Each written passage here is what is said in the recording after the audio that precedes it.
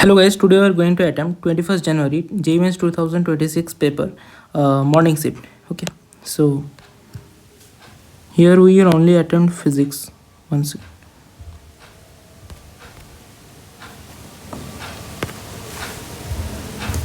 JEE Mains.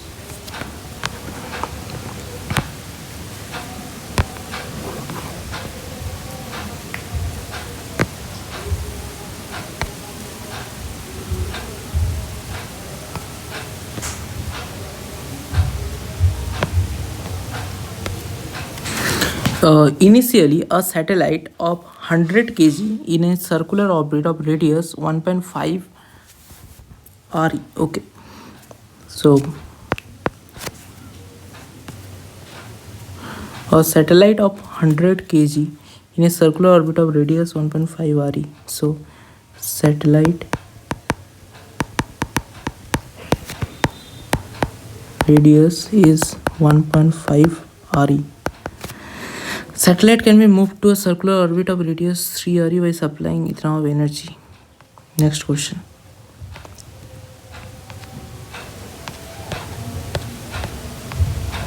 Electric field. Oh, this is a simple question. EY equals to 69 sin. So E equal to EBC. Electric field is 69 divided by 3 into 10 to the power 8 equal to B, and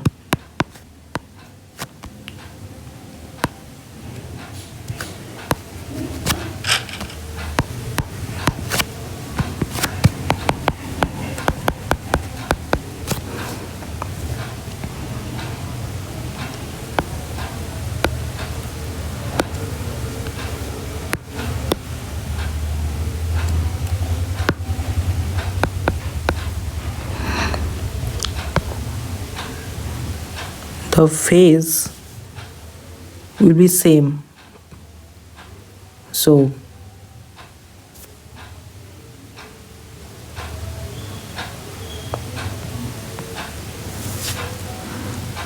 option A or option C?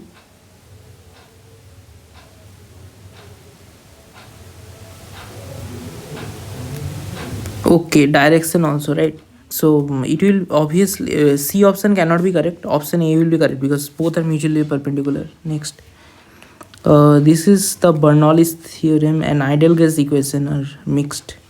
Not ideal gas equation, and actually it is the real gas equation.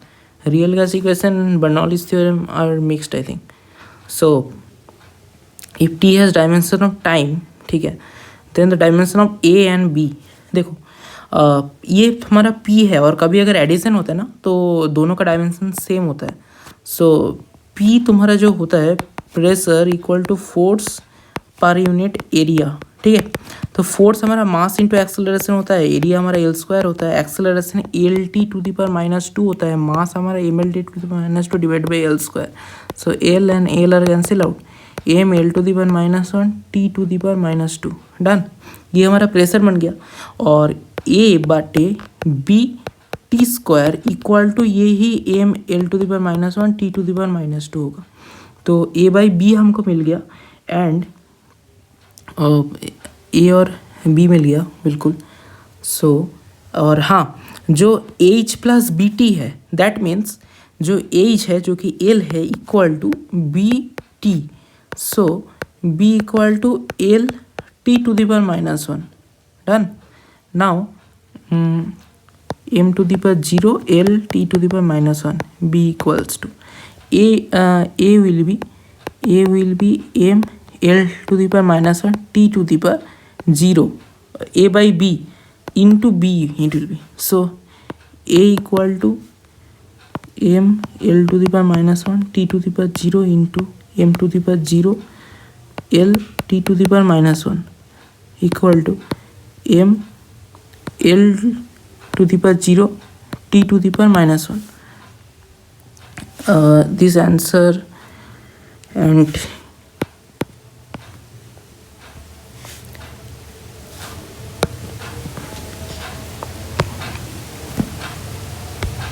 maybe no. Option D. Next question number 4. A gas-based geyser heats water flowing at the rate of 5 liters per minute from 27 degrees centigrade to 87 degrees centigrade. Rate of consumption of gas is something gram per second. Okay. Gas-based geyser heats water flowing at the rate of इतना per second. From delta T हमको दे दिया गया है और Celsius में kelvin में कुछ फर्क नहीं पड़ता. सो 50 degree centigrade temperature and rate of consumption of gas means and total heat of consumption, specific heat of water is given. Okay, rate of consumption of gas.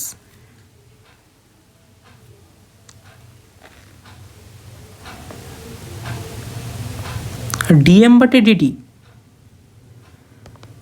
देखो Q equal to M S delta T होता है. ठीक है, तो अगर मैं पूरे को वो कर दूँ, अगर इसको मैं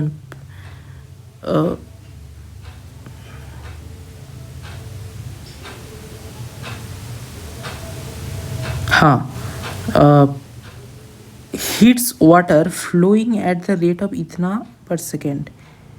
ठीक है, take heat of combustion of gas. नहीं यार, नेक्स्ट.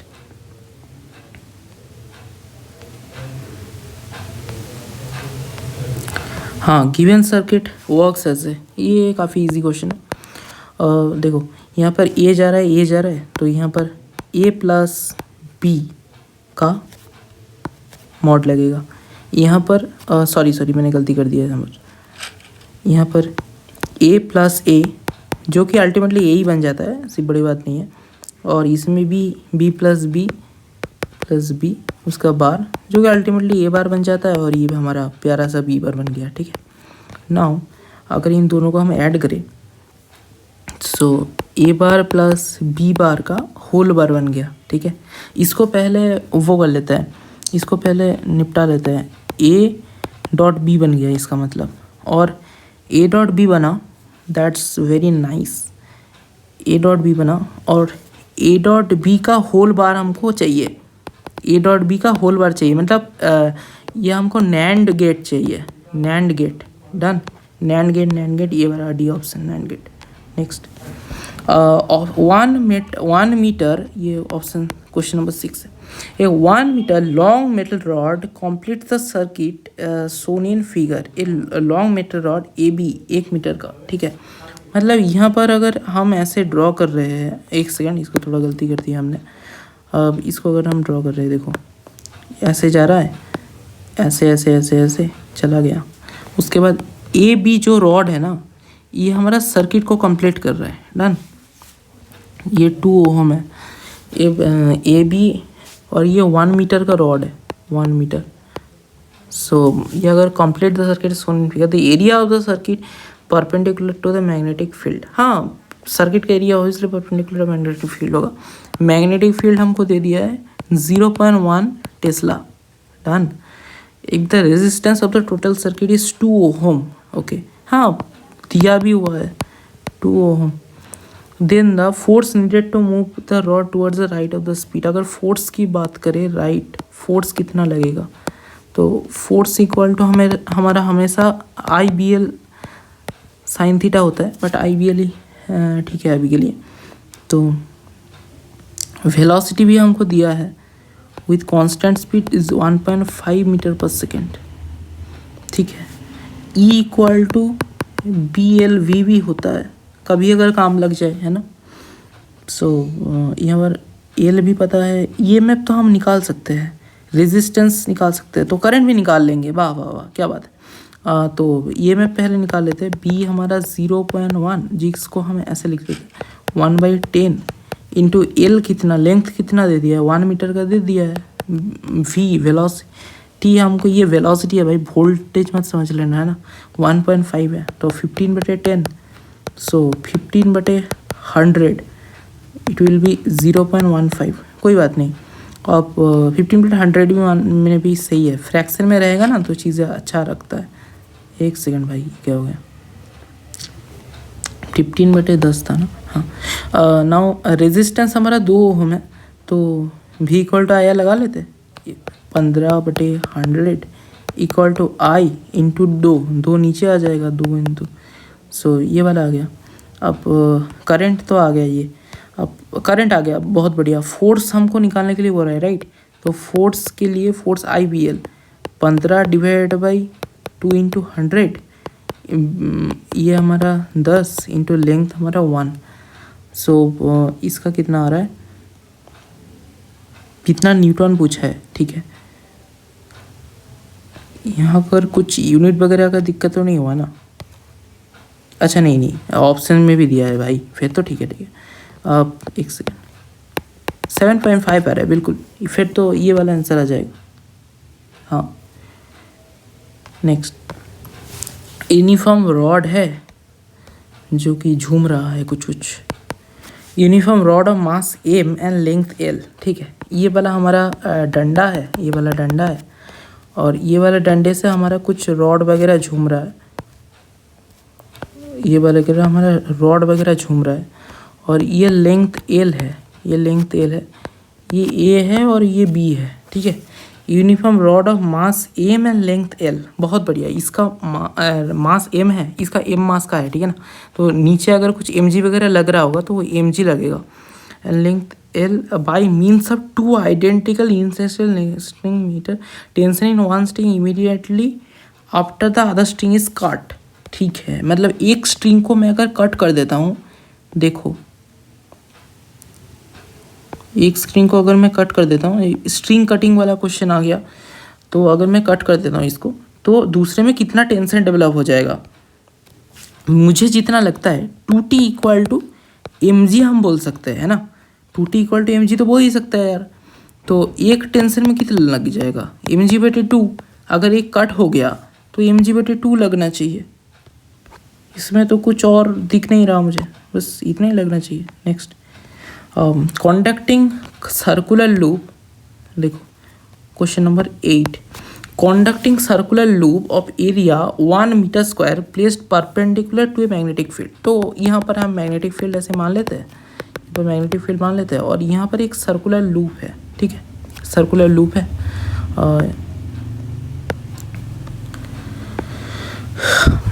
तो एक सेकंड, ये क्या फालतू से ड्राइंग बना रहा हूँ मैं, जो भी हूँ। हाँ, तो एक सर्कुलर लूप है जिसका एरिया 1 मीटर स्क्वायर है। तो perpendicular magnetic field which varies B equal to magnetic field का फंक्शन दे दिया है sine, B equal to sine 100t, ठीक है, टेस्ला, वो तो यूनिट हो गई।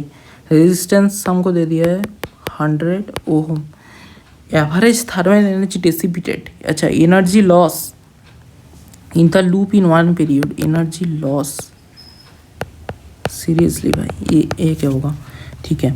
कॉन्डक्टिंग सर्कुलर लूप ऑफ एरिया इतना place perpendicular to a magnetic field which varies, इतना एरिया इसका इतना दे दिया, एरिया इसका दे दिया 1 metre square area.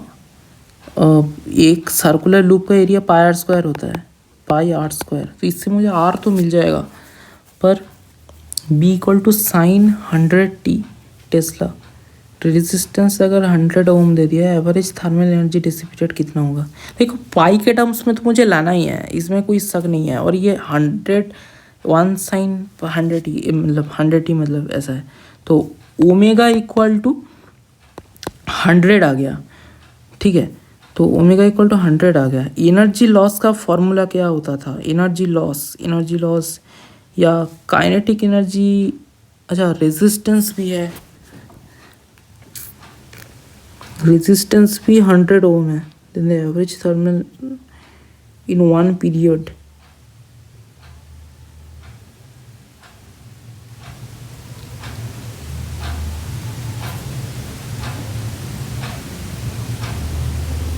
next if the alpha particle with इतना bombard, number 9, if the alpha particle with energy इतना एनर्जी दे दिया है 7.7 mega electron volt is bombarded on a thin gold foil, the closest distance from nucleus it can reach. एक thin gold foil है, the closest distance from nucleus it can reach इस कितना metre होगा. If an alpha particle with energy 7.7 megavolt is bombarded on a thin gold foil, the closest distance from nucleus it can reach. Closest distance of approach वाला एक formula हुआ करता था और boards में भी था ये वाला क्लोजेस्ट डिस्टेंस वाला ना. बाद में देखते हैं, वैसे होगा नहीं ये वाला मेरे से, अभी देखना पड़ेगा इसका फार्मूला क्या था. 4 kg mass moves under the influence of force दे दिया है, टाइम दे दिया है, मास. ये तो वैसे आसान लग रहा है, दिखता है.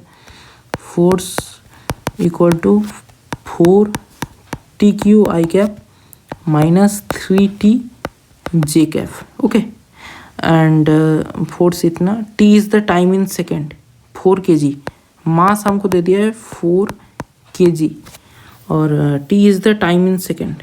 ठीक है, mass starts from origin at T equal to 0.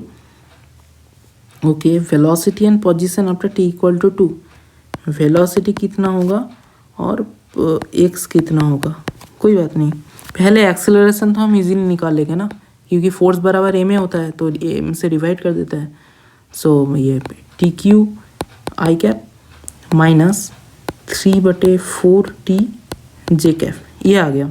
अब इसको अगर dv/dt कर दे तो dv और ये पूरे इंटीग्रेट कर देते हैं इस चीज़ को. ठीक है, तो 3⁴/4 I Kaif minus 3/4 into T² J cap. इतना हमारा वेलोसिटी आ गया. सो वेलोसिटी हमारा आ गया T⁴/4 I cap minus 3/8 T² J cap. अब T इक्वल टू 2 सेकेंड्स में पूछा है, T इक्वल टू 2 सेकेंड्स में पूछा है, तो velocity at T equal to 2 हमारा, यहाँ पर T इक्वल टू 2 नहीं होगा, T इक्वल टू 2 में हमारा 4 I cap minus 3/2 J cap. Okay, 4 I cap minus 3/2 J cap, या ओके बी और सी में से कोई ना कोई आंसर होगा. तो ये अगर वेलोसिटी हमारा आ गया तो dx/dt होता है, तो इसको फिर से इंटीग्रेट कर देता है. dx equal to T⁵/20 I cap minus 3/8 into TQ/Q J cap. Q cancel out और x at T equal to 2 कितना होगा, 2⁵. देखो 2⁵ हमारा 8 होता है, 16 into 2/20 I cap minus J cap, ये होगा 10. 8/5 I कैप, मतलब ऑप्शन सी एकदम करेक्ट मार्क कर दिया भाई. ऑप्शन अब क्वेश्चन नंबर 11 है. Question number 11, A parallel plate capacitor has capacitance C when there is a vacuum within the parallel plates. Okay, a parallel plate capacitor has capacitance C. ठीक है, एक parallel plate capacitor has capacitance C when there is a vacuum with the parallel plates. देखो, एक plate है ऐसा और एक plate है ऐसा. ठीक है, दो प्लेट है, इस दोनों में चार्जेस वगैरह भी अपना अपना हिसाब से होगा.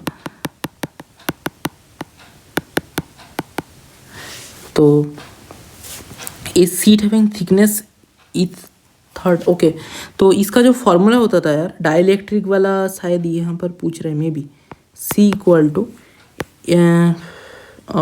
क्या होता था,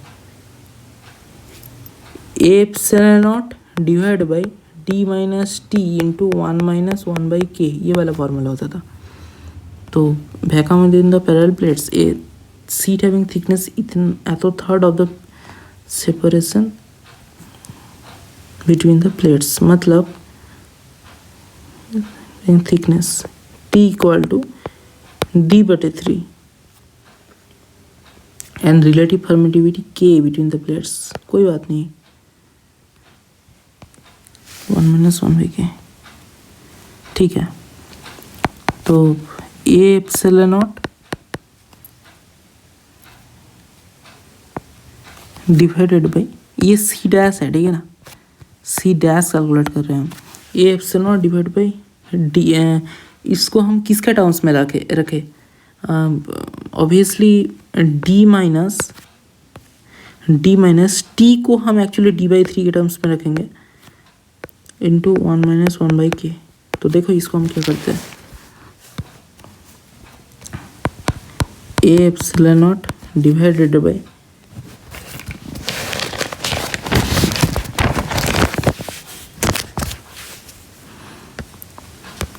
ए एप्सिलॉन नॉट डिवाइड बाई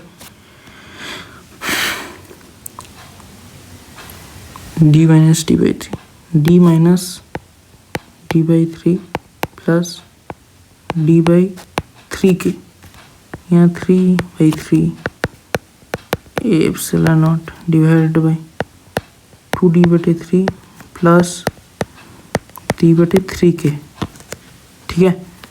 अब यहाँ पर अगर मैं k लगा दूँ, यहाँ पर k लगा दूँ, तो इसको फिर वो भी कर सकते हैं ना, इसको फिर ऐसे भी लिख सकते हैं 2dk plus d divide by 3k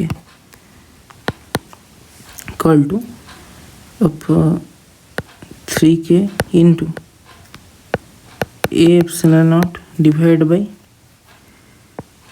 2k plus 1 into D.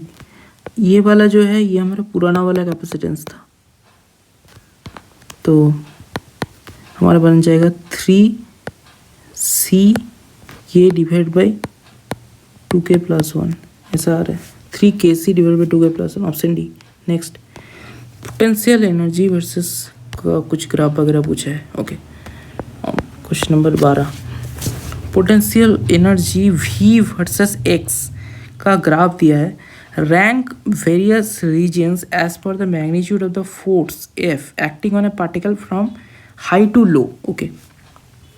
Potential energy v versus distance पूछा है, given by the graph, rank various regions as per the magnitude of the force, as per the magnitude, rank various distance, जैसे a to b हो गया, b to c हो गया, c to d हो गया, d to e हो गया, okay. Potential energy v versus distance x given by the graph, rank various regions as per the magnitude of the forces. Potential energy v versus distance x, then various regions.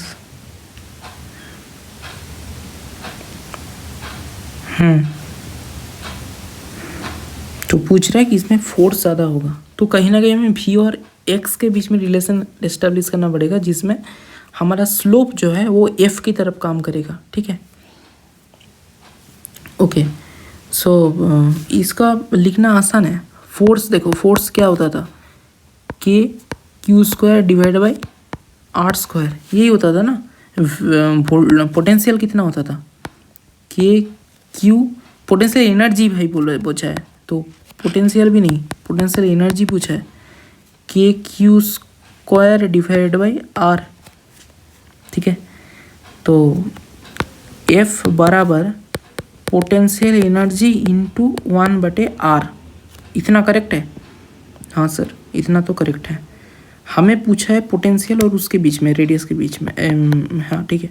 तो इसको इस side भेज देते थे, potential energy equal to F into R, तो Y equal to M into X. तो जितना ज़्यादा स्लोप होगा फोर्स उतना ज़्यादा होगा, यहाँ से यही इस्टेब्लिश हो रहा है, जितना ज़्यादा स्लोप होगा उतना फोर्स ज़्यादा होगा।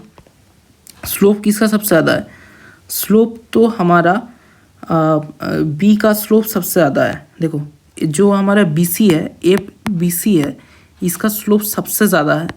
देन हमारा स्लोप होगा फोर्स ऑफ AB का, देन हमारा स्लोप होगा फोर्स ऑफ सी डी का, ये इसका तो डी का तो नेगेटिव स्लोप है भाई, डी का तो नेगेटिव स्लोप है, तो लास्ट में डी ई रहेगा। और ये ऑप्शन एक सेकेंड, बी सी सबसे पहले है। एक सेकेंड भाई, कुछ ना कुछ तो नहीं नहीं, सॉरी सॉरी सॉरी, अरे यार डी का सबसे ज़्यादा होगा यार, एफ ऑफ डी ई का सबसे ज़्यादा होगा। और यहाँ से हटा देते हैं,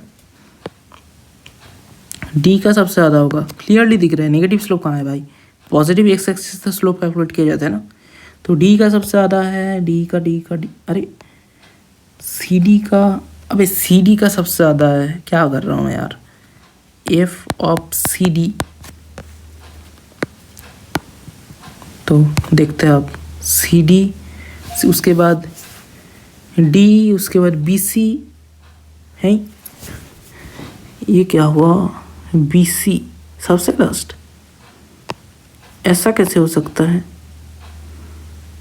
स्लोप तो मुझे सबसे ज़्यादा, या सी डी का सबसे ज़्यादा कैसे हो सकता है, सी डी का सबसे लास्ट में ही होगा, एफ ऑफ सी डी सबसे लास्ट में ही होगा, इम्पॉसिबल, सी डी तो पहले हो ही नहीं सकता, कुछ तो गड़बड़ कर रहा हूँ, सी डी सबसे लास्ट में होगा, ऑप्शन तो यही होना चाहिए। उसके बाद डी ई, अच्छा ये लोग बी सी को सबसे ज़्यादा कह रहे हैं, क्यों भाई, डी को सबसे पहले क्यों, डी को तो ये लोग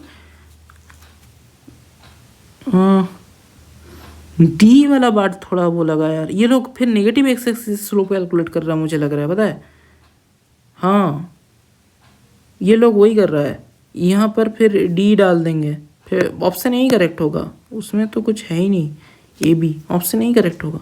next question number 13, water flows through a horizontal tube, ये तो वैसे काफ़ी नोन क्वेश्चन है, केमिस्ट्री में हम ज़्यादा करते हैं इसको, देखते हैं। Water flows through a horizontal tube as shown in the figure, the difference between height between the water columns in vertical tubes is 5 centimeter, okay, ठीक है, and the area of cross section at A and B are 6 centimeter square and 3 centimeter square. Area of cross section, rate of flow will be,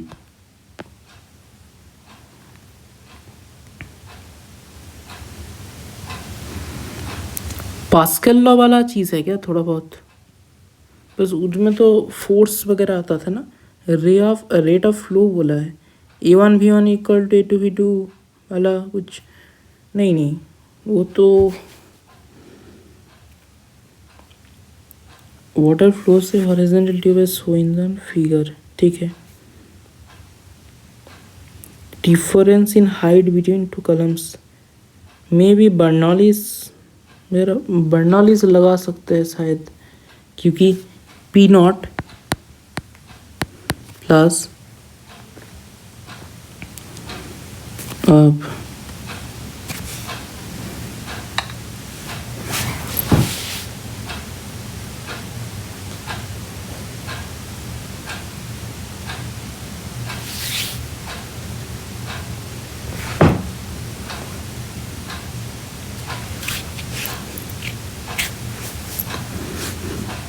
half rho V square, वो तो ठीक है,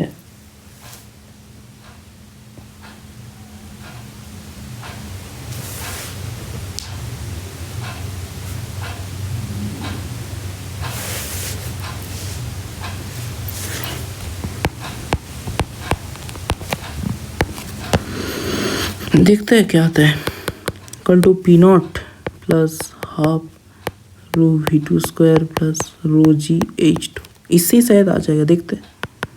P not तो cut हो जाएगा दोनों में ही, और एरिया ऑफ क्रॉस सेक्शन वाला कहाँ यूज़ करेंगे, वो शायद A1 इक्वल टू V2, रो तो कट हो जाएगा, रो ठीक है, V1 square divide by 2 plus GH1 equal to V2 square divide by 2 plus GH2। अब हमको पूछा क्या है,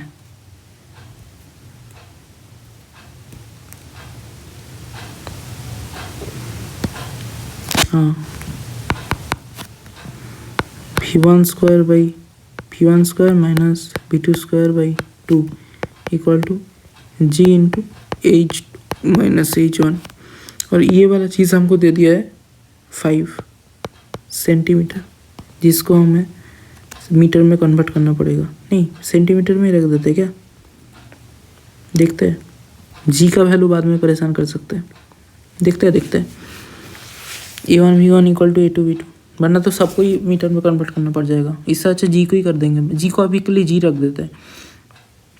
और रही बात इसकी, तो a1v1 इक्वल टू a2v2 ये तो हम जानते ही है, और एरिया क्रॉस सेक्शन इन लोगों ने दे ही दिया है। तो 6 इंटू v1 हमको पता है क्या, नहीं पता, इक्वल टू a2 कितना है 3 into v2, 2v1 equal to v2, ठीक है। ओके,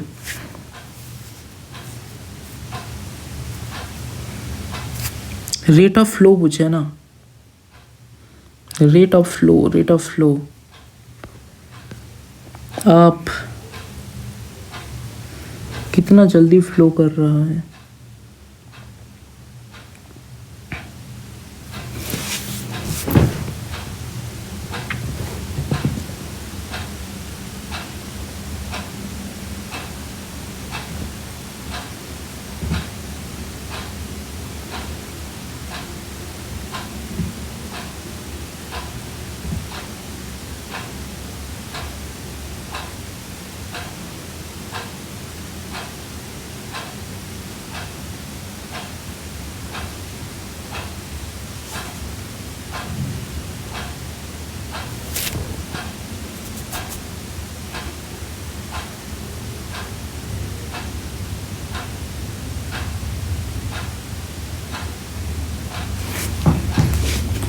नहीं भाई, इसका तो कोई सूझ नहीं आ रहा है। रेट ऑफ फ्लो वाला क्या करेंगे, कितना volume per unit time, dv/dt, D वॉल्यूम/dt, मतलब क्या करूँ, कुछ ना कुछ तो आ जाएगा। जैसे v2 आ जाएगा, तो v1 आ जाएगा। देखते हैं, निकाल लेते हैं v1 v2 ये सब निकाल लेते हैं फिर, है ना। v1 square minus 4v1 square divide by 2 equal to 5g, 3v1 square equal to 10g।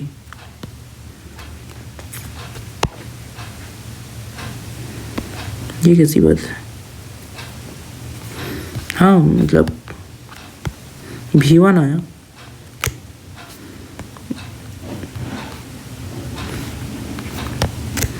g equal to 10,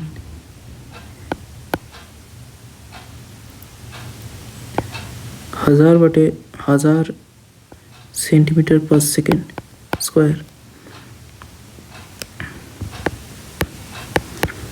1000s, v1 square equal to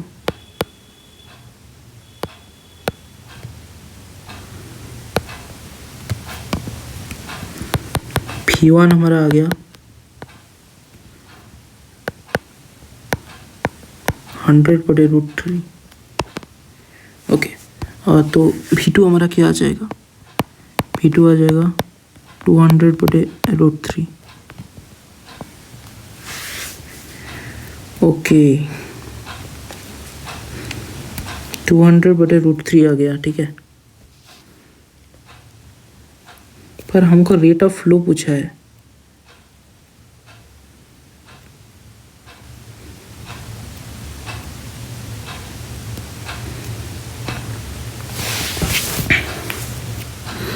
क्या करें, v2 वाला रेट ऑफ फ्लो है क्या,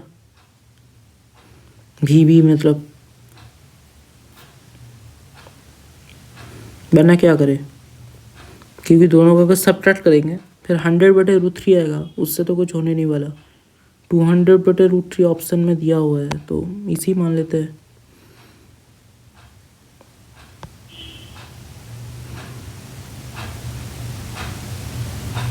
क्योंकि तुम अगर दोनों को ऐड कर दोगे, दोनों वेलोसिटीज़ को अगर ऐड कर दोगे फिर 100√3 आ जाएगा, अगर v1 प्लस v2 तुम करना चाहते हो। ठीक है,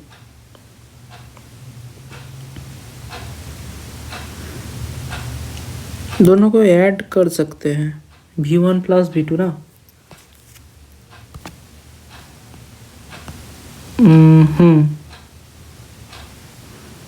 rate of flow will be,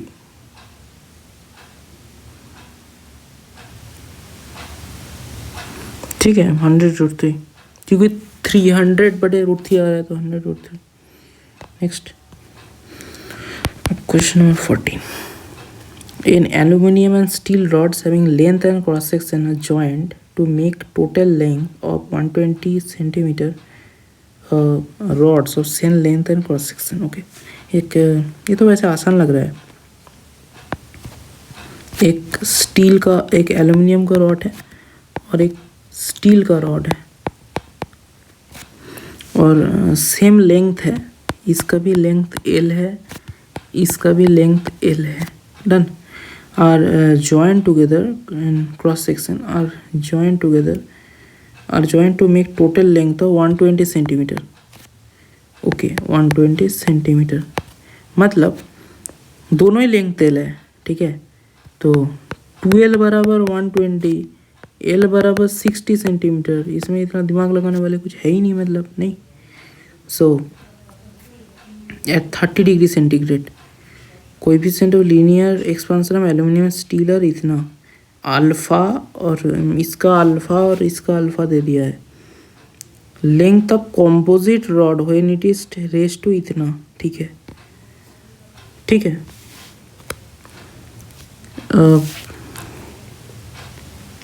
delta L equal to alpha delta T. Okay, इसका मतलब L I alpha delta T ऐसा होता था।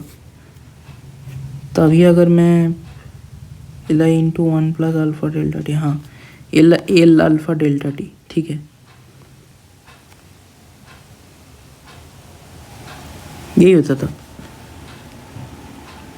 Delta L but equal to, तो इनिशियल लेंथ इनका क्या था, 60 था। फाइनली हमको ये पूछ रहा है कंपोजिट रॉड। ओके, तो एल फाइनल अगर बात करूँ तो L initial into 1 plus alpha delta T. L initial 60 था, 1 प्लस अल्फा क्या होगा, अल्फा पहले वाले का लिख रहा हूँ 24 into 10⁻⁶ into delta T. Delta T मतलब 30 से 100 गया है 70। इसका length final initial length 60 into 1 plus वही 1.2 इंटू 10⁻⁵ इंटू 70। दोनों को ऐड कर देना पड़ेगा बस।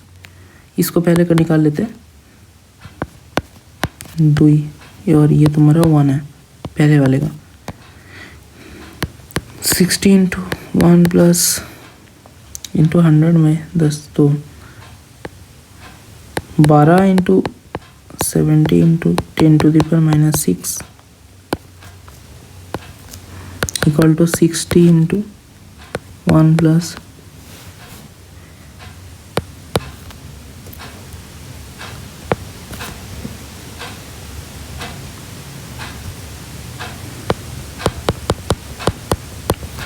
इतना, और इसमें भी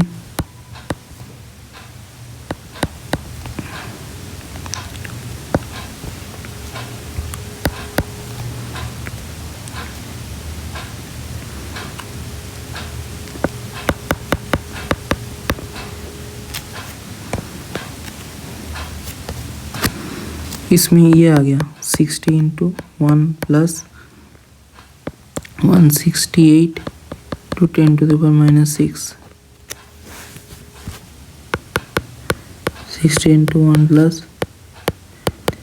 10⁻⁵। इसका भी 5 लिखा है ना यार, गलती कर दी, एक सेकेंड।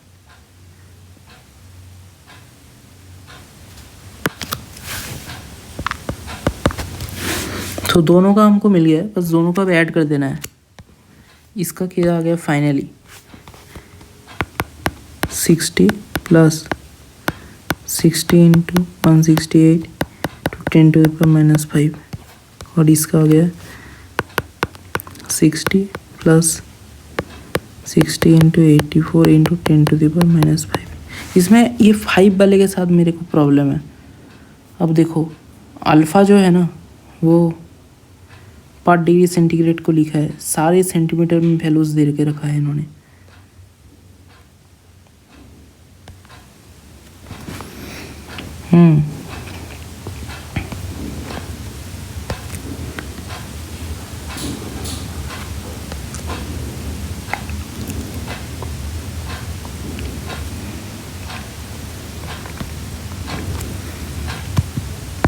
एक 120 प्लस 60 इंटू 168 कितना होता है?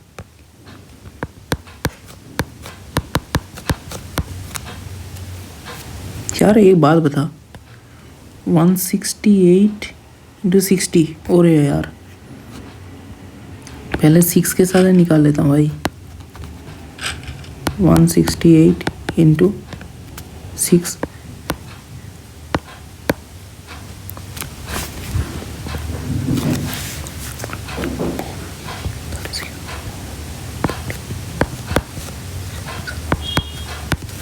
1008। और इसमें अच्छा, और लास्ट में 0 भी तो डालना भूल गया।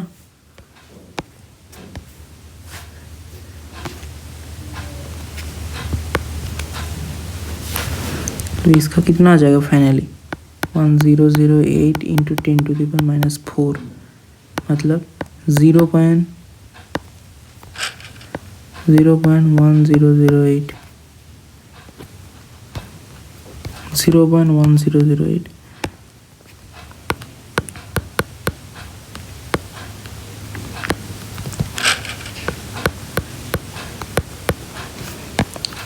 इसका कैलकुलेट करो 84 इंटू 6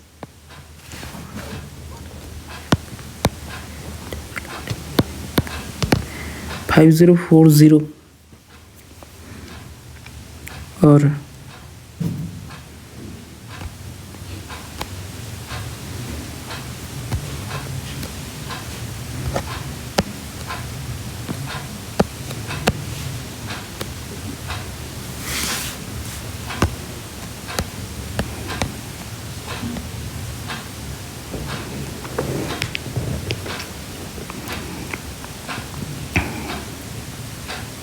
वन 168 इंटू 6 पर ये 3 डिजिट का क्यों आ गया? कोई बात नहीं,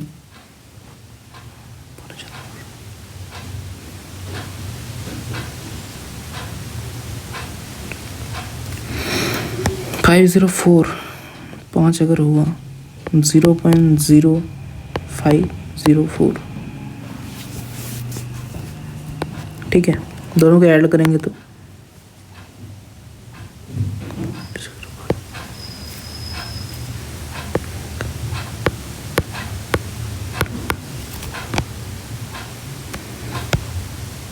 seriously. Next, A current carrying solenoid, question number 15। A current carrying solenoid is placed vertically and a particle of mass m with charge q is released from rest, ठीक है। A current carrying solenoid is placed vertically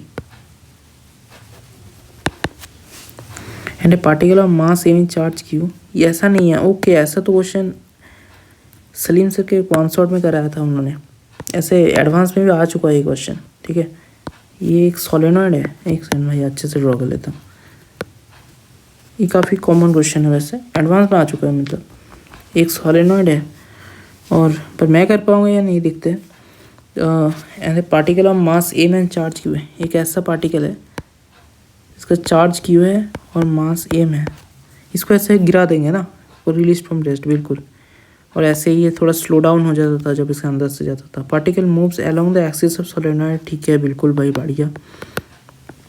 axis of solenoid, if G is the acceleration due to gravity, yes नीचे की तरफ G लग रहा है। And acceleration A of the charge particle is satisfy. देखो net acceleration जो इसमें लगेगा वो तो ऑब्वियसली कम लगेगा। एक्सेलरेशन ग्रेटर देन जी, पहला ऑप्शन तो गलत है, विल सेटिस्फाई। ज़ीरो और जी के बीच में, हाँ बिल्कुल ये करेक्ट है, सी ऑप्शन करेक्ट है। डबल स्लिट एक्सपेरिमेंट, अरे यार देखते हैं 60। Double slit experiment, distance between slit is, अभी ये तो भाई आसान लग रहा है वैसे, देखते देखते रुको। Double slit experiment, the distance between slit is 0.1 centimetre, D equal to 0. नहीं रुको, ये वाला डी नहीं, ये वाला डी इक्वल टू 0.1 सेंटीमीटर, जो कि 0.1 इंटू 10⁻⁻2 मीटर आ जाएगा। The screen is placed at from the sheet flame, D equal to 50 into 10⁻⁻2 metre, और 1 beta equal to lambda D by D. So lambda कितना मिलेगा देखते हैं। When one slit is covered with transparent sheet having thickness T, refractive index eta 1.5, central fringe shift by 0.2 centimetre, मतलब beta दे दिया है क्या। Thickness, when one slit is covered, दो slit है, एक स्लिट को मैंने कवर कर दिया विथ ए ट्रांसपेरेंट शीट, वो भी थिकनेस टी, रिफ्रैक्टिव इंडेक्स कितना, स्ट्रेंज, ये थोड़ा शिफ्ट हो गया, तो कितना थिकनेस से मैंने कवर किया यार, ये कैसा सवाल है, ये थोड़ा डिफरेंट है भाई। मैंने तो सोच रहा था YDSC का सिंपल क्वेश्चन होगा। अजीब बात है, देखना पड़ेगा, इससे कुछ नया सीखने के लिए मिलेगा ऐसा लग रहा है, देखते हैं। 2 strings A B as linear density इतना है, इतना या लेंथ इतना है, इतना जॉइंट जॉइंट, ठीक है ओके।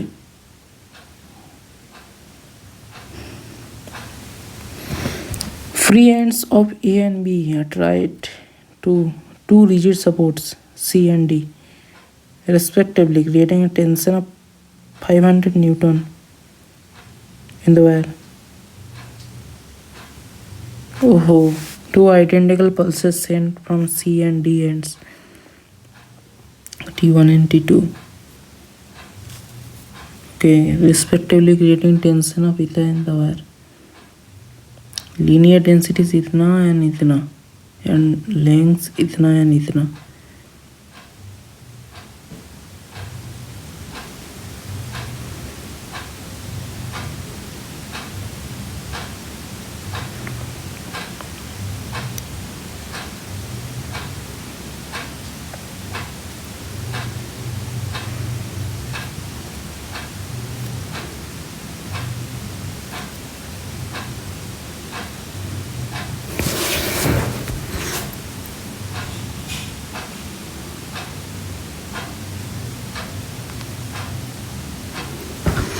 अच्छा फिर से ये वाला क्वेश्चन आ गया 18। A light wave described at E equal to 60 sine इतना प्लस साइन इतना falls on a metal surface का वर्क फंक्शन इतना, phi equal to 2.8 EV। Maximum kinetic energy ejected के ई मैक्स, अरे के ई मैक्स कितना होगा पूछा है यार, ये तो वो वाला फॉर्मूला होता था, इक्वल टू AC बटे लैम्डा या एज म्यू जो भी मान लो, इक्वल टू 5 प्लस के ई मैक्स, ठीक है। तो हम क्या करें, पर ये एनर्जी होता था भाई, वर्क फंक्शन तो ठीक है, AC बटे लैम्डा, हमको लैम्डा चाहिए।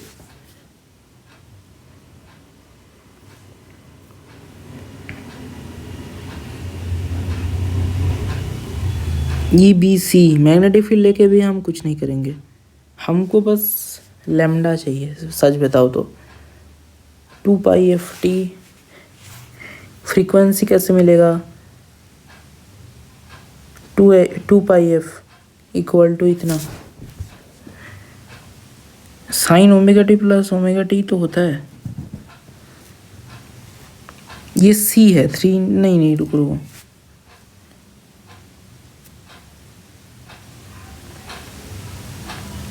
Maximum kinetic energy of ejected approximately. अच्छा देखो एक सच बात बताता हूँ, के ई मैक्स जो है, ठीक है,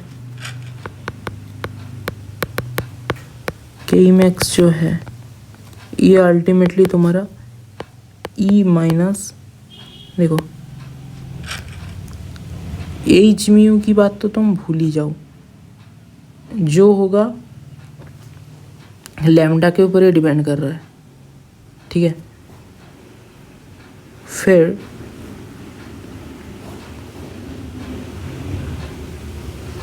म्यू तुम क्या डालोगे बताओ ना,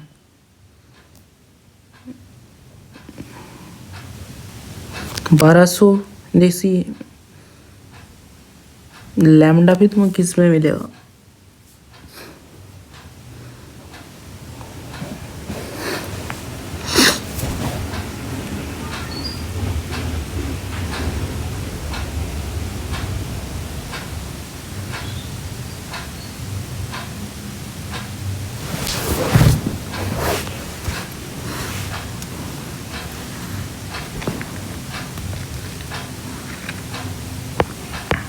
E minus 2.8।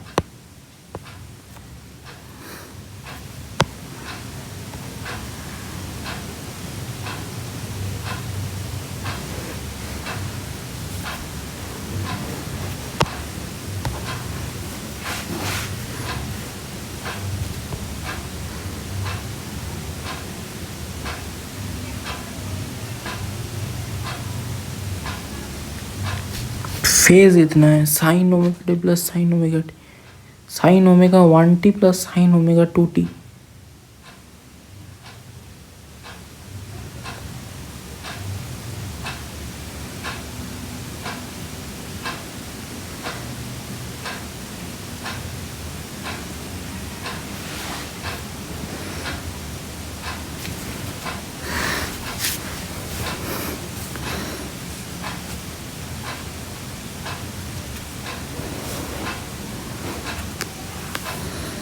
Six point six into 10⁻34 divide by 1.6 into 10⁻19 into, अगर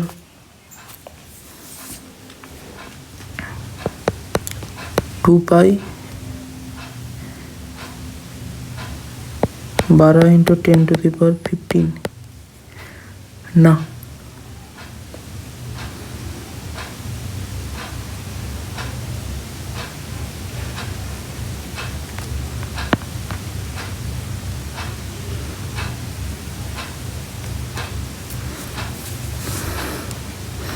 ये गलत है।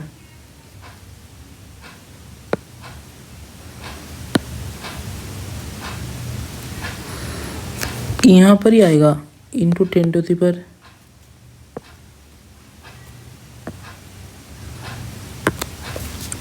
यहाँ समथिंग 10⁻15 आएगा। उसके बाद कुछ कुछ करना पड़ेगा, इधर 3 12 या दोनों का कुछ रिजल्टेंट कर सकते हैं। रिजल्टेंट ही कर दे क्या, रिजल्टेंट ही कर देते हैं, √+ 144 ये कर देते हैं। ये पूरा और ये पूरा फिर कट जाएगा, 6.6 डिवाइड बाई 1.6 इंटू √।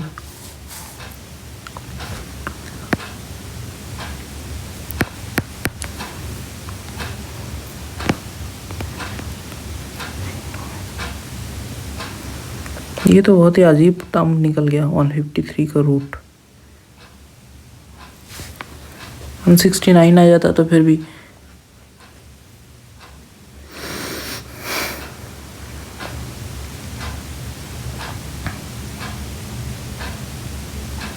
मतलब। रुको पहले तो ये करते हैं, इसका हिसाब करते हैं।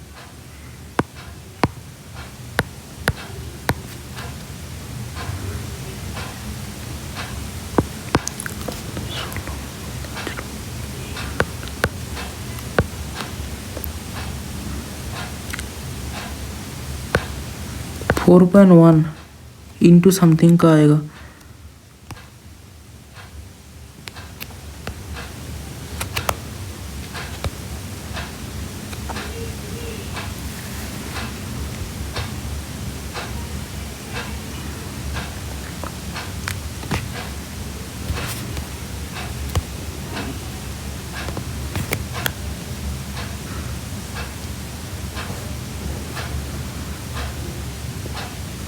इधर तो तुम्हारा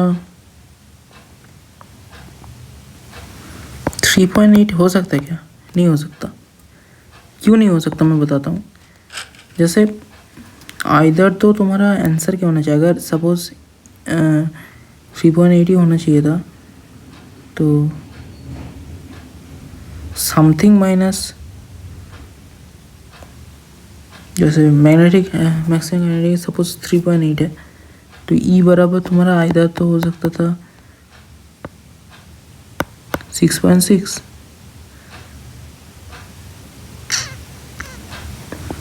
या तो ई बराबर होना चाहिए था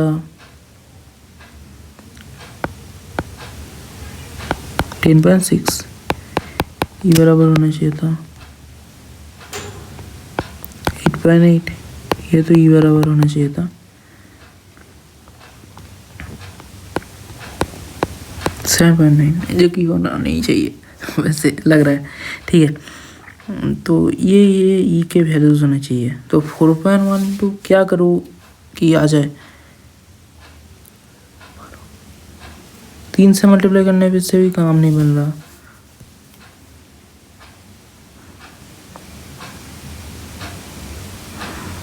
ये उतना भी नहीं आ रहा। √150 से कैलकुलेट करके देख लेते हैं। देखो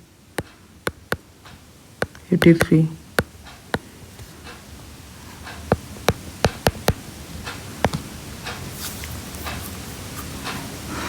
बारह के आसपास कुछ बन रहा है यार, वही बनेगा ना, 12.7 ही बनेगा, क्योंकि 159 तुम्हारा वो 12 और 13 के बीच में ही लाई करता है, 12 पॉइंट समथिंग बनेगा।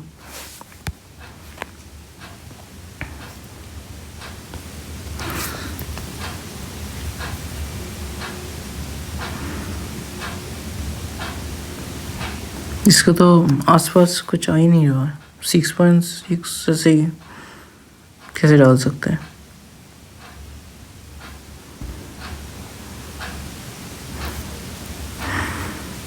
ठीक है, ई भी 60 है।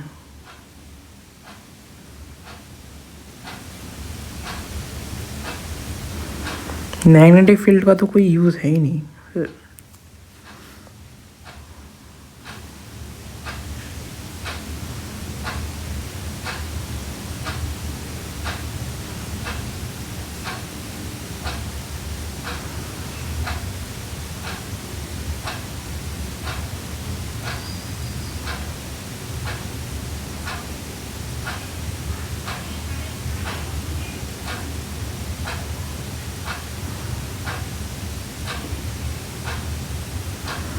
ये ई वो वाला ही नहीं है।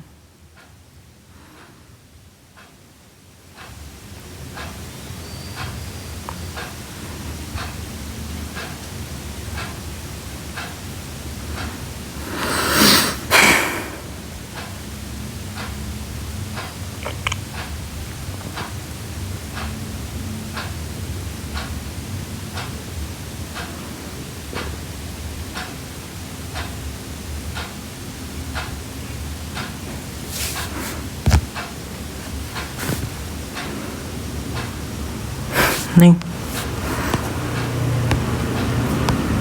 क्वेश्चन नंबर 19, 2 पिंग कांस्टेंट इनर दे दिए, पैरेलल में कर देंगे तो अच्छा, तो 1/k इक्विवेलेंट, अच्छा पैरेलल में कर देंगे। ठीक है, दोनों स्प्रिंग को अगर पैरेलल में कर देंगे तो k equivalent equal to k1 plus k2 आ जाएगा। डेल्टा k इक्विवेलेंट बटे k equivalent equal to delta k1 बटे k1 प्लस डेल्टा K2 बटे K2, बस डेल्टा K इक्विवेलेंट बटे K equivalent equal to K1 बटे K1। अरे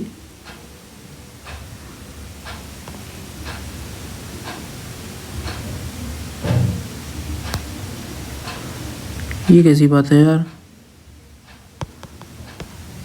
अबे सबमिट करने के लिए काहे बोल रहा है ये,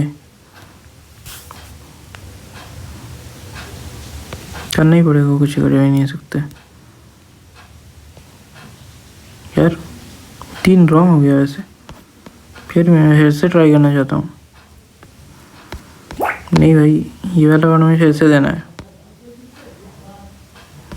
कहाँ करूँ?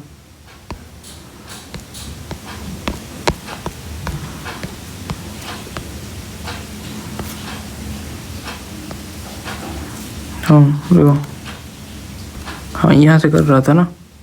अभी आंसर कैसे दिखा रहा है भाई,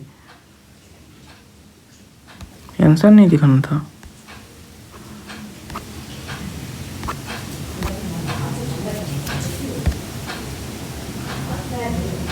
देखो यहाँ पर प्रीवियस ईयर क्वेश्चन दिखता है। कहाँ गया? यही था ना, कर दिया ना भाई आप।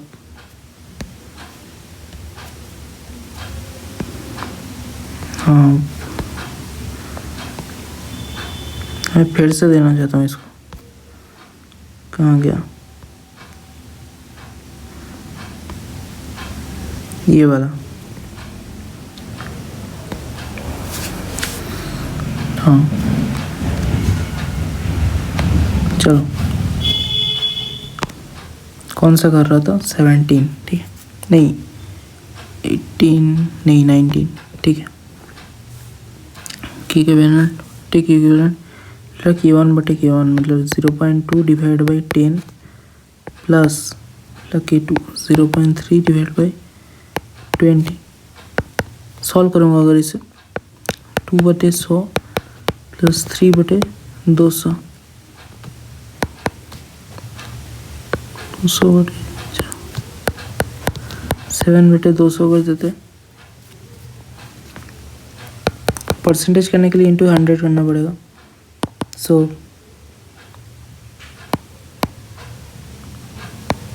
3.5% के आसपास।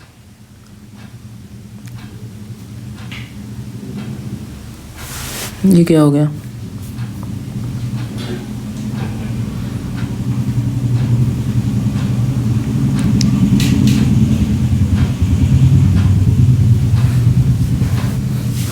हाँ पैरेलल में तो ऐसे ही तो करते हैं।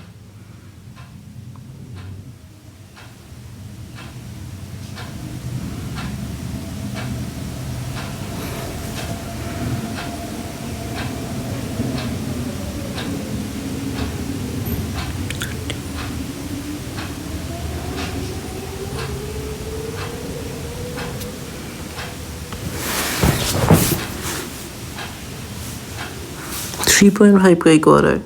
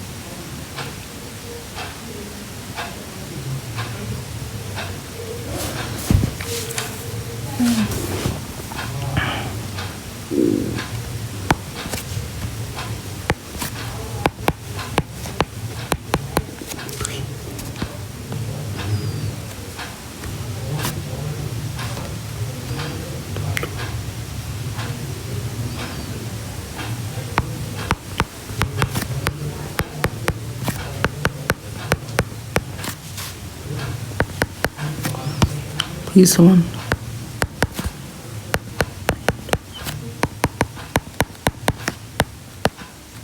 हाँ करंट 3 आ रहा है, ठीक है।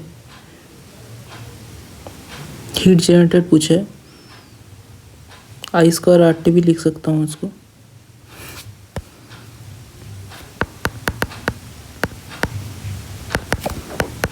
आई square R T 9 into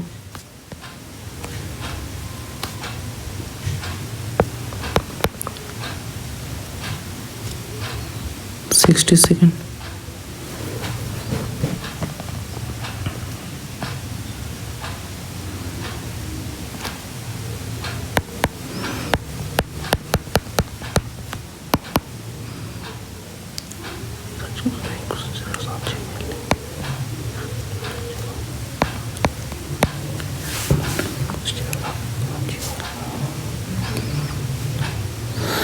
one 620 हो रहा है।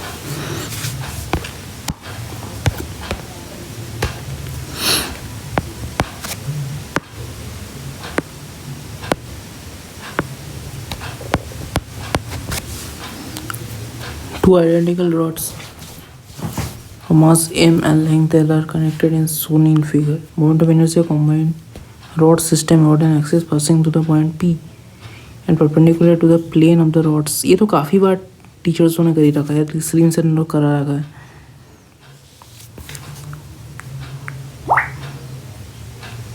मतलब जेईएमएस में काफ़ी बार आ चुका है यार।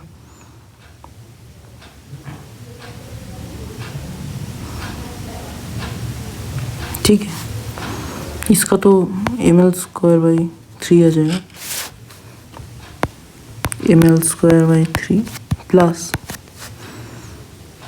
इसका जो होगा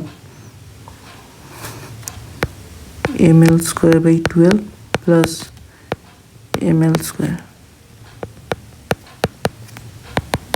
13 M L square by 12।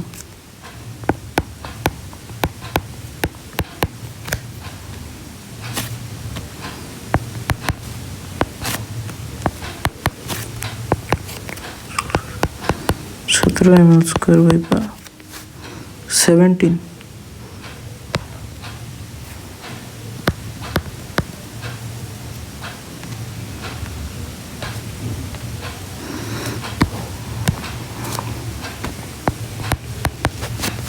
In a microscope, objective is having a focal length f बराबर 2 सेंटीमीटर, f बराबर 4 सेंटीमीटर।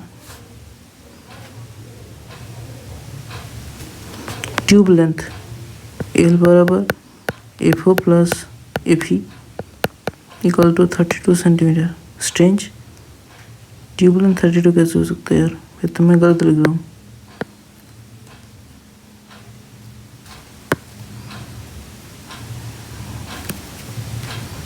एल बराबर 32 सेंटीमीटर।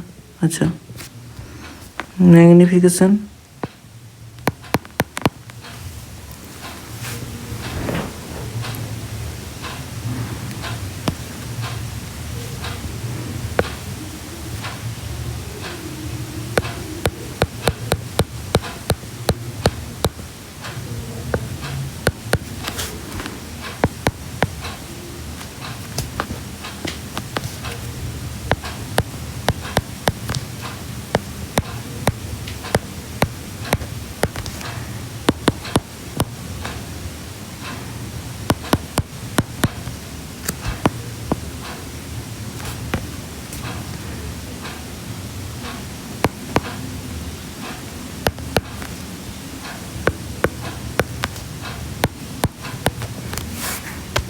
48 होगा सर।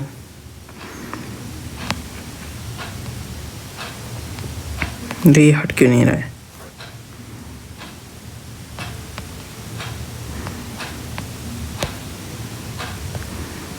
ये सबमिट नहीं होता। अभी तो सबमिट होने के लिए परेशान कर रहा था। अच्छा, टाइम खत्म होने के बाद सबमिट होता है। बढ़िया, चलो सारे पेपर तो दे दिए, अब देखते हैं मार्क्स कैलकुलेट करके बताते हैं अब।